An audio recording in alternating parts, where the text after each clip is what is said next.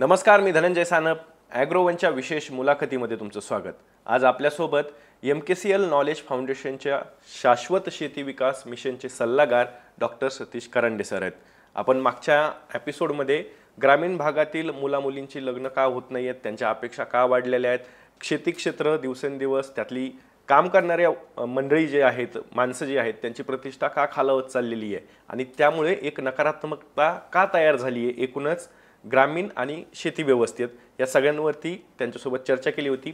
आज आपण त्यांच्यासोबत या सगळ्या ज्या काही विवंचना आहेत ग्रामीण भागात असो किंवा शेती क्षेत्रात असो, ते आर्थिक पातळीवरच्या ज्या आहेत, सामाजिक पातळीवरच्या ज्या आहेत, याच्यातनं बाहेर पडण्यासाठी काय उपाययोजना आखता येतील, त्यातनं आपण या क्षेत्राची सुटका कशी करू, या संदर्भातच आज आपण डॉक्टर सतीश करंडे सरांसोबत बोलणार आहोत. सर, तुमचं या नवीन भागामध्ये खूप खूप स्वागत आहे. आत्ता सध्या मी जसं सुरुवातीलाच म्हणालो की गाव बघितलं किंवा शेती बघितली तर एक उदासीनता पसरलेली आहे त्या सगळ्या क्षेत्रामध्ये. तर या उदासीनतेचं, या अस्वस्थतेचं नेमकं कारण काय आहे? कारण काय आहेत की इतक्या प्रचंड प्रमाणात कुणीही बघितलं, म्हणजे आपल्या यूट्यूब चॅनलवरती जरी बघितलं ना, तर शेतकरी आहे ना आगच वोगतोय, संताप व्यक्त करतोय. तर याची कारणं नेमकी काय आहेत? बरोबर आहे की शेती क्षेत्रामध्ये अनेक अरिष्ट आहेत आणि कशा पद्धतीचे आहेत. कोणत्याही शेतकऱ्याला जर आपण विचारलं की तुझ्या अडचणी काय आहे, तर तो न थांबता अर्धा तास किमान तो बोलू शकतो, का तर एवढी ती वेदना मोठी आहे. बरोबर. आणि मग आपण हमी भाव, कर्जमुक्ती, विमा अशा पद्धतीने चर्चा करून त्या प्रश्न समजून घेण्याचा प्रयत्न करतो की हमी भाव मिळायला पाहिजे हे. पण ह्या प्रश्नाची व्याप्ती एवढी वाढलेली आहे की हे सर्व असूनही कधीकधी त्याची अस्वस्थता कमी होताना दिसत नाही. आणि त्या अस्वस्थतेला अनेक कारणं आहेत. आणि त्याच्यातलं कारण एक म्हणजे की हरित क्रांती झाली आणि हरित क्रांतीच्या नंतर जे विक्रमी उत्पादन आलं आणि काही काळ शेतीमध्ये आश्वासक असं वातावरण निर्माण झालं. आणि पुढे ज्यावेळेस नागरीकरणाचा वेग वाढला आणि नागरीकरण असं शहरीकरण व्हायला लागलं, त्या तुलनेमध्ये खेडी मागे पडली. ते सर्वच अर्थाने मागे पडली. म्हणजे सगळ्याच शेती असेल, शिक्षण असेल किंवा एकंदरीत पायाभूत सुविधा असतील, अशा सर्वच याच्यामध्ये. आणि त्यामुळं आपल्याला जे काही ॲस्पिरेशन्स आहेत, आपल्या ज्या काही महत्त्वाकांक्षा पुऱ्या करायच्या आहेत, प्रत्येकाची स्वप्न असतात, प्रत्येकाला स्वप्न, तर ती शहरात जाऊन पुरी होतील, शेतीमध्ये भवितव्य नाही, असं जाणवल्यामुळे म्हणा किंवा तसा अनुभव येत असल्यामुळं शहराकडे लोकांचा ओढा वाढला आणि खेडी ओस पडत गेली. आणि ही प्रक्रिया सुरू असतानाच हवामान बदलाचं संकट आलं. म्हणजे अगोदरच शेतीमध्ये अनेक पेच, म्हणजे उत्पादन येईल का नाही याची हमी नाही, उत्पादन आलं तर त्याला भाव मिळेल का नाही याची हमी नाही, आणि त्यात हवामान बदलाचं संकट. त्यामुळं हा तिढा वाढत गेला. त्यामुळं तुम्ही जे म्हणाले की खेड्यामध्ये उदासीनता आहे, म्हणजे एक सहसंबंध असा आहे की 15 जुलैपर्यंत जर पाऊस नाही पडला तर मराठवाडा आणि विदर्भामध्ये अनेक खेड्यातून हंगामी स्थलांतर म्हणजे सीझनल मायग्रेशन होतं. म्हणजे पावसाला 15-20 दिवस जरी उशीर झाला तरी खेड्यामध्ये जगणंच शक्य नाही असं म्हणून लोक शहराकडे येतात. आणि हे अतिशय भयानक चित्र आहे. ते पण शहरात येतात, म्हणजे ते पण पुणे, मुंबई आणि ठाणे एवढीच शहरं त्यांच्यासाठी मर्यादित आहेत. म्हणजे आज मी एक मॅप बघत होतो खरं तर, आणि त्या मॅपमध्ये लोकसंख्येची घनता कुठल्या शहरांमध्ये जास्त आहे, तर विदर्भ, मराठवाडा असा बघितला तर तो ओस पडलेला दिसतोय. मी ओस हा शब्द त्यामुळे जाणीवपूर्वक वापरतोय. आणि पुणे असेल, मुंबई असेल आणि ठाणे असेल, ही जी काही नगरं आहेत, उपनगरं आहेत, ही प्रचंड घनता असलेली शहर आहेत.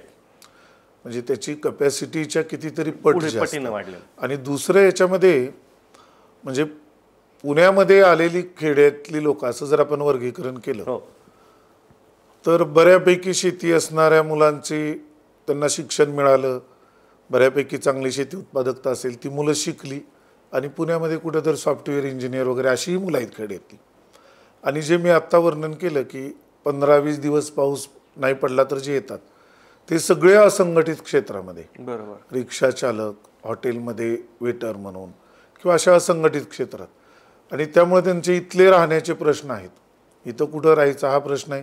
शहरानं कपॅसिटी कधीच ओलांडलेली आहे की लोक अधिकची सामावून घ्यायची. त्यामुळं शहराचे जे प्रश्न आहेत ना, त्या प्रश्नांचं मूळ सुद्धा खेड्यामध्ये आहे. शहरांचे जे तुमचे वाहतुकीचे प्रश्न आहेत, जास्तीच्या लोकांच्या राहण्याचे प्रश्न आहे, निवासाचे प्रश्न आहेत, झोपडपट्टींची जी वाढ होती त्याचे जे प्रश्न आहेत, हे सगळे लोक शेतीमध्ये उदरनिर्वाह शक्य नाही, त्यामुळे ती शहराकडे आलेली लोक आहेत. आणि शेतीमध्ये आश्वासक वातावरण निर्माण झाल्याशिवाय तो लोंढा काही थांबणार नाही असं दिसते. सर, तुम्ही आता आश्वासक वातावरण निर्माण झाल्याशिवाय हे थांबणार नाही असं म्हणालात. मुद्दा तोच येतो की एखादा जर का आपण तरुण जरी बघितला ना गावातला, तर त्याला शेती करण्यात अजिबात इंटरेस्ट नाही. त्याला संधी मिळाली की ते सगळं काही सोडायचंय. त्याला असं वाटतं की हे लोडणं मी गळ्यातनं कधी बाजूला टाकू आणि याच्यातनं बाहेर पडू आणि स्थलांतरित होऊ काहीतरी. तर याच्यावरती नेमकं हे रोखण्यासाठी, हे थांबवण्यासाठी उपाययोजना पण काहीतरी कराव्या लागतील ना. तर त्या उपाययोजना नेमक्या काय असतील? नाही, आता ह्या उपाययोजना करण्याच्या अगोदर ह्या प्रश्न नीटपणे समजून घ्यायला पाहिजे. म्हणजे मी सुरुवातीला जसं म्हणालो की शेतीचे प्रश्न मुळातून समजून घेतल्याशिवाय, म्हणजे आपण शेतीवरचा खर्चही सरकार करते, बऱ्यापैकी खर्च आहे, म्हणजे तो अपेक्षा एवढा नाही तरी सुद्धा आहे, तो खर्च सुद्धा परिणामकारक ठरत नाही का, तर आपण प्रश्न नीट समजून घेत नाही. प्रत्येक म्हणजे असा सर्वे आहे की एकूण शेतकऱ्यापैकी 80 ते 85% शेतकऱ्यांना संधी मिळताच शेती सोडायची आहे. आता ही संधी कशा पद्धतीची आहे? बऱ्यापैकी बागायत भागातला शेतकरी जरी असेल, त्याला सरकारी चतुर्थ श्रेणी कर्मचाऱ्याची नोकरी मिळू द्या, त्याला सुद्धा शेती सोडायची आहे, हे आपण लक्षात घ्यायला पाहिजे. भले त्याच्याकडे ऊसाची शेती असू द्या तरी त्यालाही शेती सोडायची आहे. आणि कोरडवाहू शेतकरी आहे, त्याला बिचाऱ्याला आता मी म्हणाल तसं 15 दिवस पाऊस उशिरा पडला तरी त्याला शेती सोडावीच लागते. आणि त्याला असंघटित क्षेत्रात काम मिळालं, म्हणजे पुण्यातले रिक्षा चालकांशी जर आपण बोललो तर ते बीड, परभणी जिल्ह्यातले आहेत. ह्या सगळ्यांची गावाकडे शेती आहे, पण ते शेती करण्यापेक्षा रिक्षा चालवणं किंवा हॉटेलमध्ये काम करणं, कपड्याच्या दुकानात काम करणं, हे त्यांना कधीही चांगला पर्याय आहे त्यांच्यासाठी. म्हणजे एवढी सुद्धा शाश्वती शेतीमध्ये नाही, जे इथं तेवढ्या याच्यातनं तुटपुंजा पगारातून त्यांना मिळत असेल तेवढी शाश्वती नाही. त्यामुळं ते त्यांना सुद्धा शेती सोडायची. म्हणजे शेती सोडायचं, परत त्याच्यामध्ये सुद्धा वर्गीकरण आहे. बागायत शेतकऱ्यांच्याही मुलांना सोडायचे, पण त्याला सरकारी नोकरी मिळाल्यानंतर सोडायचे. याला जगण्यासाठीचा पर्याय मिळाला की शेती सोडायची, हे आपण लक्षात घेतलं तर मग आपल्याला उपायाची दिशा निश्चित करता येईल. ते काही तात्पुरते मलमपट्टीचे उपाय करून हा प्रश्न मिटणार नाही. म्हणजे यावर्षी अवकाळी आहे, यावर्षी दुष्काळ आहे, तर कर्जमाफी म्हणा किंवा व्याजमाफी म्हणा, वीज बिल माफी म्हणा, अशा यांनी हा प्रश्न मिटणार नाही. तर याची व्याप्ती लक्षात घ्यावी लागेल. आणि याची व्याप्ती लक्षात घेण्याची सुरुवात कुठून, की ग्रामीण भागातली शिक्षण व्यवस्था कशी आहे. ग्रामीण भागामध्ये बिगर शेती नोकरीसाठी आपण काही केलेलं आहे का? तिथं बिगर शेती म्हणजे नागरीकरणाचा रेटा वाढला, आता 50% आपण पोहोचलो. नागरीकरणाच्या याच्यामध्ये ज्या काही संधी मिळाल्या बिगर शेतीमध्ये, तशा बिगर शेती संधी मोठ्या गावांमध्ये तरी उपलब्ध आहेत का बिगर शेतीच्या संधी? किंवा शेतीपूरक उद्योगधंद्याचा आपण विकास करू शकलोय का, की त्याच्यामध्ये ती मुलं सामावून घेतली जातील? किंवा शेतीमध्ये जी छुपी बेकारी आहे त्याचा आपण म्हणजे आपल्या धोरणकर्त्यांनी, राज्यकर्त्यांनी ह्याचं कधी नोंद तर घेतलेली आहे का? छुपी बेकारी म्हणजे कसं, की गरज शेतीला 2 लोकांची आहे, पण पर्याय नसल्यामुळे तिथं 4 जण राबत आहेत. त्यामुळे 4ही जणांचं पोट पुरेसं भरत नाही.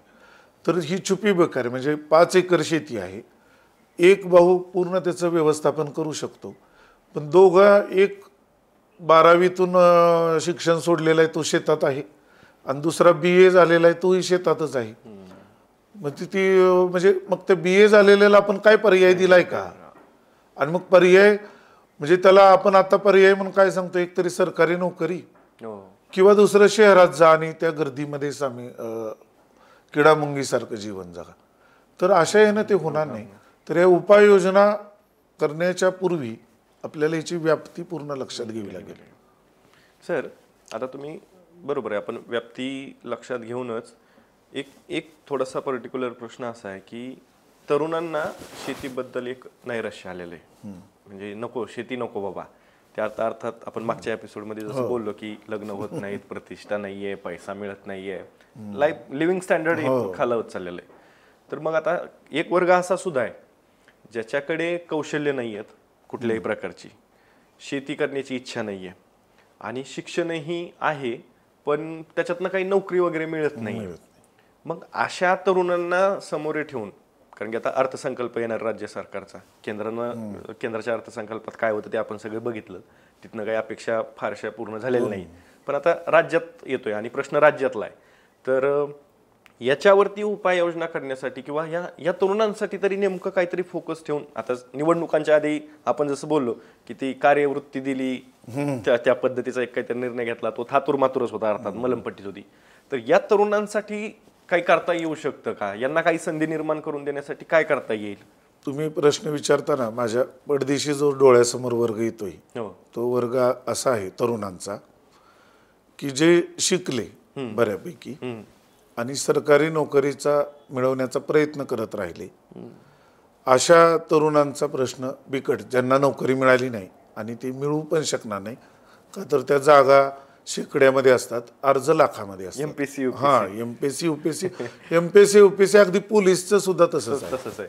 त्याच पद्धतीने पोलीस भरती असो किंवा कोणतीही भरती असो, ते मिळायची शक्यता कमी आहे. तर आता ह्या मुलांसाठी म्हणजे आपण एक असं उदाहरण लक्षात घेऊ. म्हणजे मी परवाच एका मुलाशी चर्चा केली, त्याचं तो 12वी पास झाला आणि घरच्यांचं एक आपल्या आवाक्यातलं स्वप्न म्हणजे बाबा तू पोलीस व्हायला पाहिजे म्हणून तो पोलीस भरतीची तयारी करतोय. गेले 7-8 वर्ष तो पोलीस भरतीची तयारी करतो आणि त्याचे प्रयत्न खूप केले, त्याने अकॅडमी लावली, काय केले, पण त्याचं झालं नाही, त्याला यश मिळालं नाही. आता गावाकडे तो आलाय, आता ते एज बार झाला, तर त्याला आता हे नाही.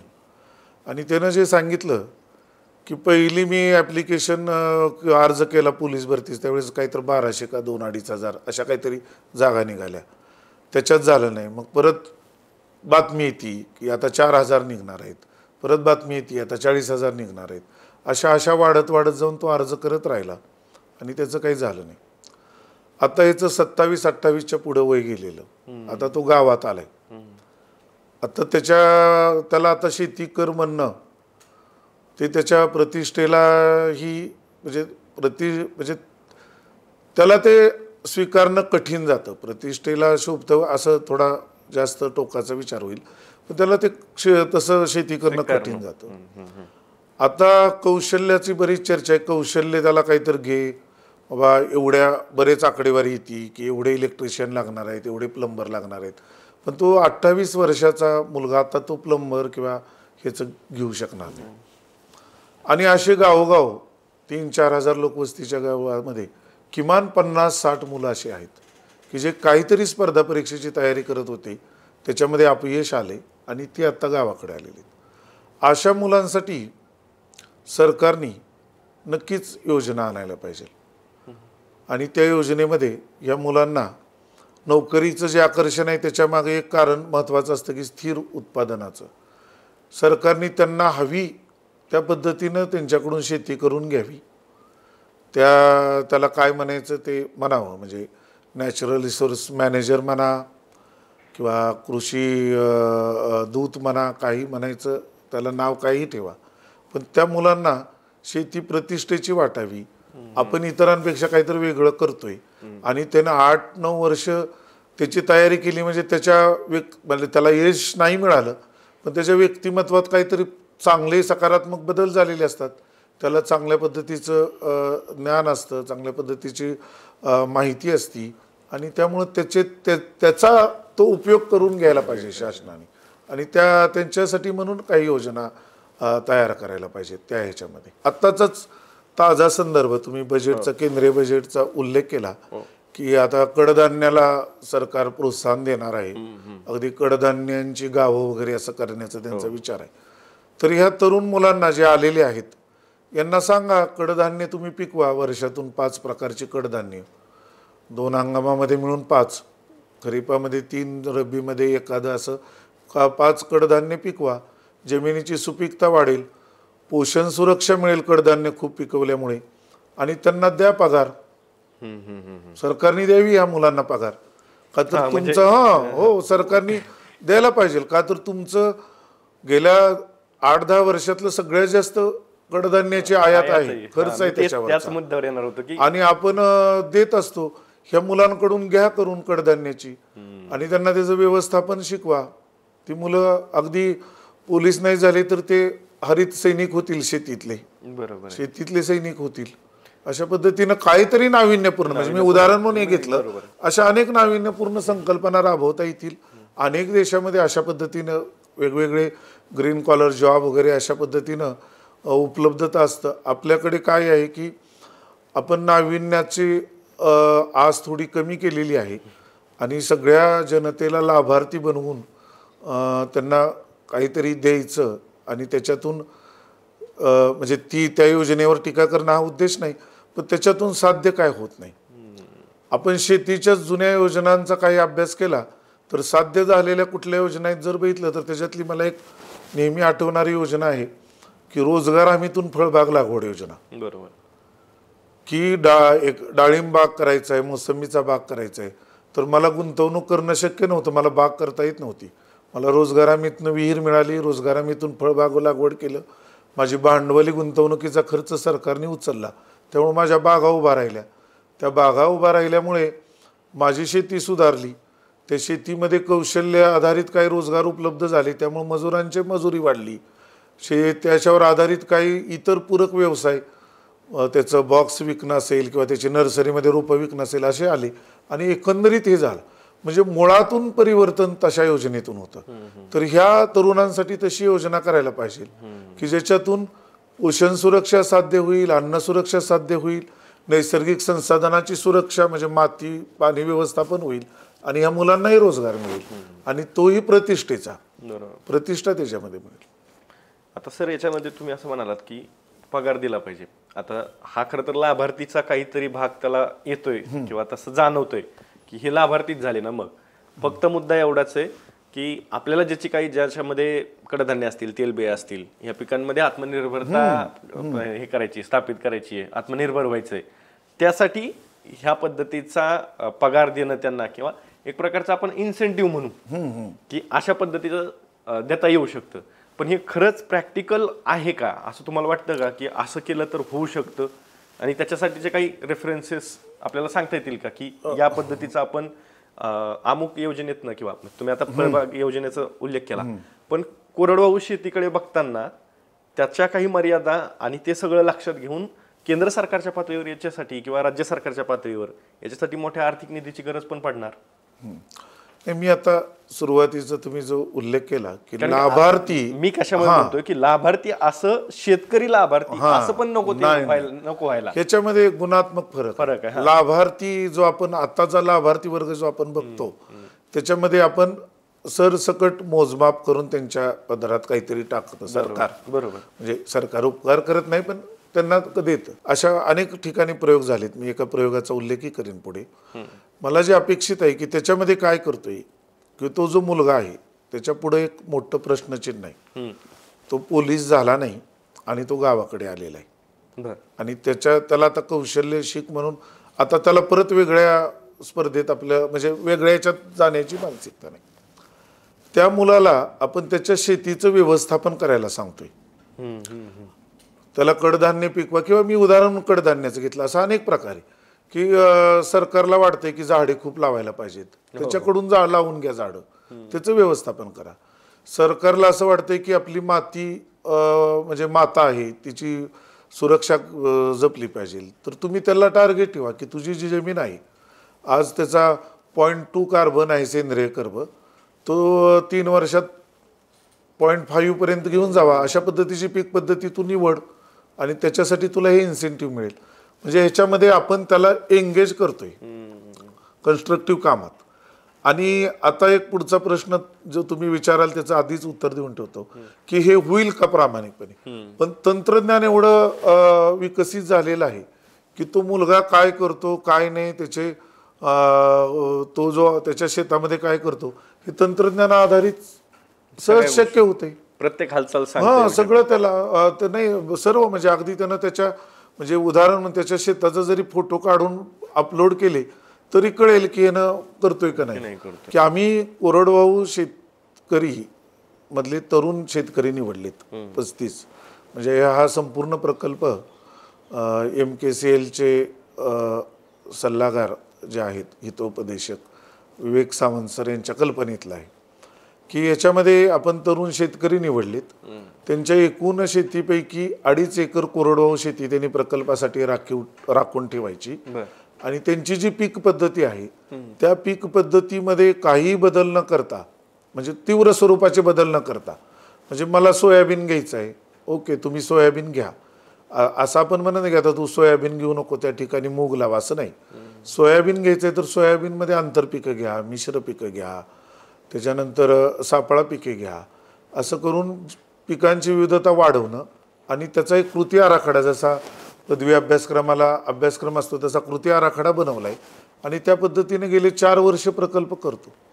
तर त्या प्रकल्पाचं पूर्ण यशोगाथा सांगणं आपल्या मुलाखतीचा उद्देश नसल्यामुळं मी अगदी थोडक्यात असं सांगतो की 4 वर्षामध्ये आम्हाला आपल्या मुद्द्याला धरून आम्हाला असं अजिबात आढळलं नाही की कोणत्याही म्हणजे आमच्या शेतकऱ्यांनी सावंत सरांनी त्याला प्रकल्प फेलो असं नाव दिले.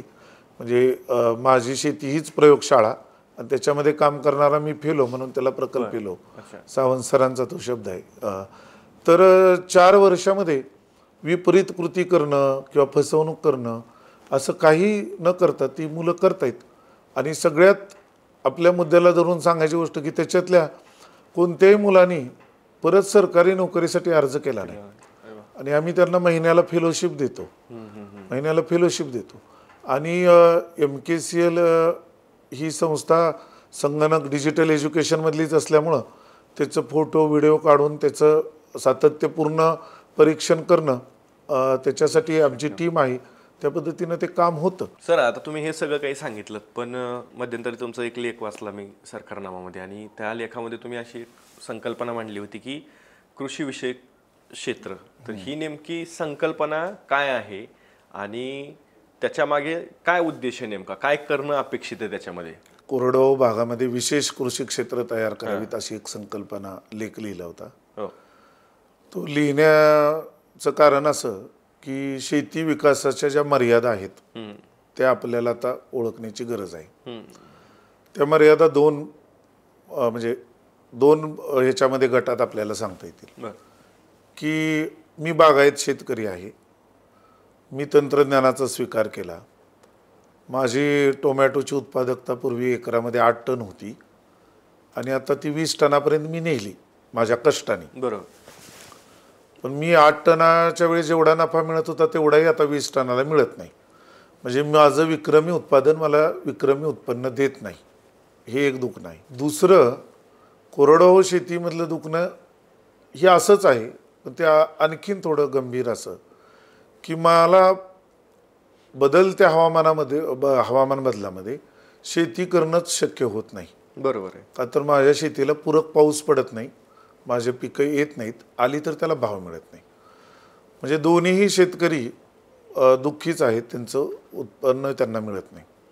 विशेष कृषी क्षेत्राच्या कल्पनेमध्ये काय आहे की ह्या सगळ्या प्रश्नांचा समग्र विचार करून शेती शिक्षण पर्यावरण ग्रामविकास रोजगार संधीमध्ये परत 2 शेती पूरक रोजगार संधी बिगर शेती रोजगार संधी असा सर्व विचार करून 2-3 तालुके एकत्र करून त्या ह्याचा विकास करणं.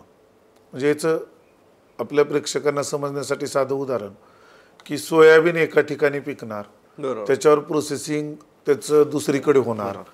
ते सोयाबीन पिकवणाऱ्यामध्ये पण ग्रामीण भागातले शेतकरी असणार आणि सोयाबीनच्या प्रोसेसिंग युनिटमध्ये सुद्धा तीच गावातली लोक तिथं नोकरी करणार. असं प्रत्येक ह्याच्यामध्ये आहे. तर विशेष कृषी क्षेत्र म्हणजे त्यात 2-3 तालुके किंवा आपल्याला सुरुवात करायची असेल तर आवर्षण प्रवण जे आपले 114 तालुके आहेत अशा तालुक्यांचे घटक करून तिथं हा समग्र विचारावर आधारित विकास केला पाहिजे, ज्याच्यातून रोजगार निर्मिती होईल, तरुणांना पर्याय उपलब्ध होतील आणि त्यांचा जो लोंढा आहे तो शहराकडे येणार नाही. शहराच्या गर्दीमध्ये त्यांना येण्याची गरज न भासता तिथं प्रतिष्ठेचा सातत्यपूर्ण उत्पन्नाचा त्यांना एक पर्याय उपलब्ध होईल. अशा पद्धतीसाठी आपण प्रयत्न करायला पाहिजे असं त्याच्यात अपेक्षित आहे. सर, आता तुम्ही हे ज्यावेळेस सांगतायत त्यावेळेस दुसरा एक मुद्दा म्हणजे ग्रामीण अर्थव्यवस्थेचा, ग्रामीण किंवा शेती अर्थव्यवस्थेचा एक महत्त्वाचा घटक आहे ज्याचा उल्लेख आपण मागच्या एपिसोडमध्ये सुद्धा केलेला होता, तो म्हणजे महिला. शेतीत सर्वात मोठं योगदान हे महिलांचं आहे आणि या महिला वर्गाकडे, शेतीत काम करणाऱ्या किंवा शेतकरी महिलांकडे मोठ्या प्रमाणात व्यवस्थेचं सुद्धा दुर्लक्षच आहे. शासन पातळीवरती त्यासाठी काही केलं जात नाही. तर यांना प्रोत्साहन देण्यासाठी, यांना मुख्य प्रवाहात आणण्यासाठी नेमकं काय केलं पाहिजे? शेतीमध्ये महिलांचं योगदान वादातीत आहे, म्हणजे त्याच्याबद्दल दुमत कोण करणार नाही आणि तेवढंच त्या दुर्लक्षित सुद्धा घटक आहेत. त्यांचं योगदान कोण रिकॉग्नाइज करत. त्यांच्यासाठी आता पहिलं की खातेदार महिला हा मुद्दा आहे, पण मला आत्ताचं एकंदरीत सर्व वातावरण बघून त्या मुद्द्याला सरकारी यंत्रणा किती हात घालेल माहीत नाही की 20% सुद्धा महिला खातेदार नाहीत महाराष्ट्रामध्ये. त्याला किती हात घालेल तो माहीत नाही, आता तो वेगळा चर्चेचा विषय आहे. पण शेतीमध्ये काम करणाऱ्या महिला यांच्यासाठी विशेष योजना पाहिजे. महाराष्ट्राचा लौकिक असा आहे की महिला धोरण राबवणार आपलं राज्य आहे, तर शेतकरी महिला धोरण राबवायला पाहिजे. आता ह्याच्यामध्ये एक उदाहरण म्हणून मी तुम्हाला सांगतो. आरोग्य आणि पोषण असं आपल्याकडे 2 वेगवेगळे भाग मानले जातात. बरोबर. पण सुपोषण म्हणजे चांगलं पोषण होणं चांगल्या आरोग्याची निश्चिती असते. तर या महिलांच्या ह्याच्यामध्ये परसबाग, पशुसखी किंवा बियाणे संवर्धनामध्ये या महिलांचं कॉन्ट्रीब्युशन मान्य करून त्यांच्यासाठी म्हणून विशेष योजना, जसं आता सरकारने लाडकी बहीण केलेलं आहे तसं शेतकरी बहिणींसाठी म्हणून काही योजना करता येऊ शकते. म्हणजे परसबाग करतायत, घरच्या पुरतं अन्न पिकवतायत त्याच गावामध्ये आणि पोषण निश्चिती करतायत. आरोग्याच्या दृष्टीने महत्त्वाचा जो घटक आहे पोषण, तर त्या महिलांसाठी काम करता येऊ शकतं.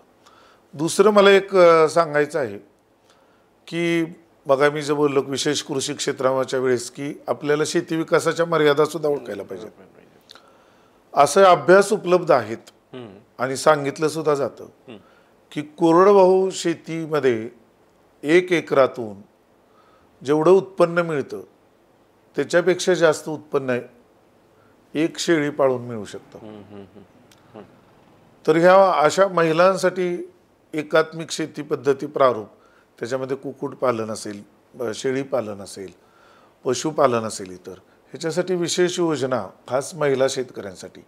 आता तांत्रिकदृष्ट्या महिला शेतकरी म्हणजे खातेदार महिला शेतकरी असा विचार न करता गावामध्ये शेतीमध्ये राबणाऱ्या महिला आणि मजूर सुद्धा आल्या त्याच्यामध्ये, म्हणजे भूमिहीन मजूर सुद्धा आल्या आणि शेतीमध्ये राबणाऱ्या अशांसाठी योजना करायला पाहिजेत आणि नाविन्यपूर्ण योजना त्याच्यासाठी होऊ शकतात.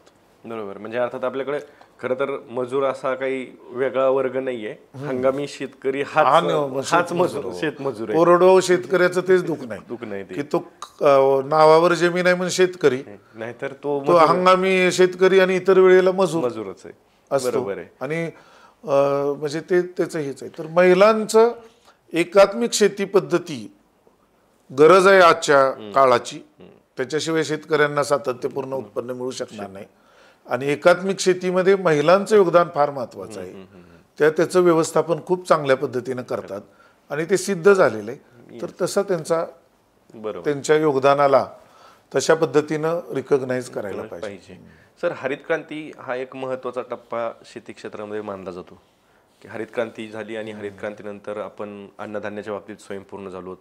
आधी काय सगळं आयातीवर आपलं अवलंबून होतं, शिप टू माउथ असं सगळं होतं.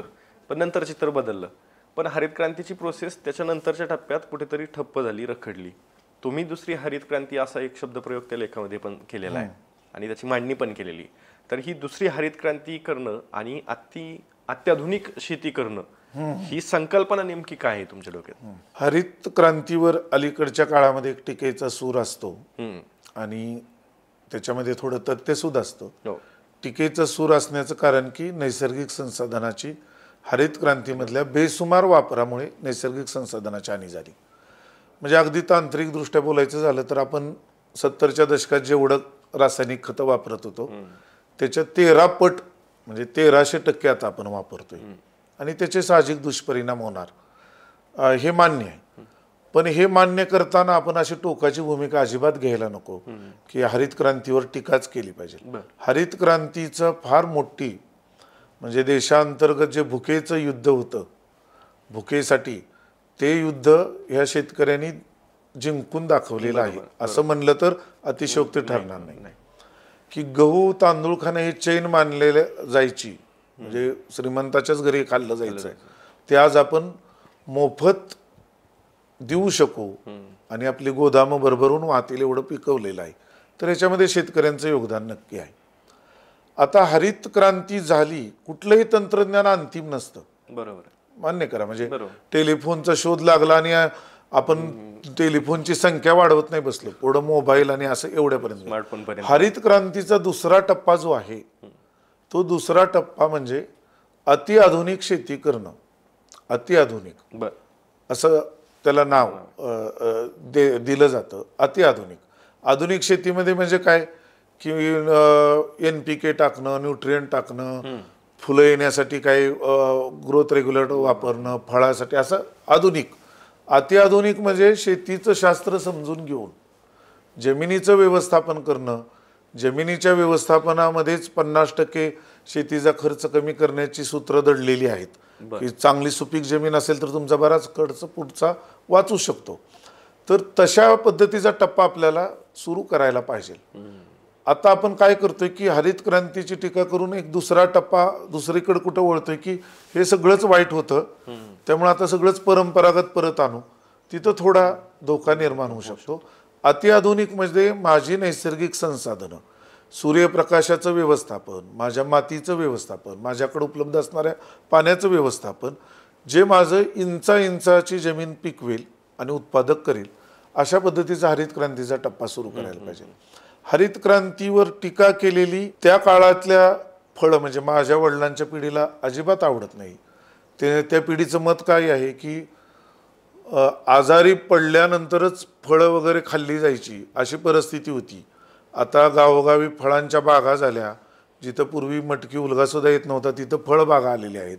त्यामुळे त्या तंत्रज्ञानाला हे नाही, तर त्या तंत्रज्ञानाचा पुढचा टप्पा की झालेला काय बिघाड आहे आपल्या ह्याच्यामध्ये, तो बिघाड दुरुस्त करणं आणि तो टप्पा करणं.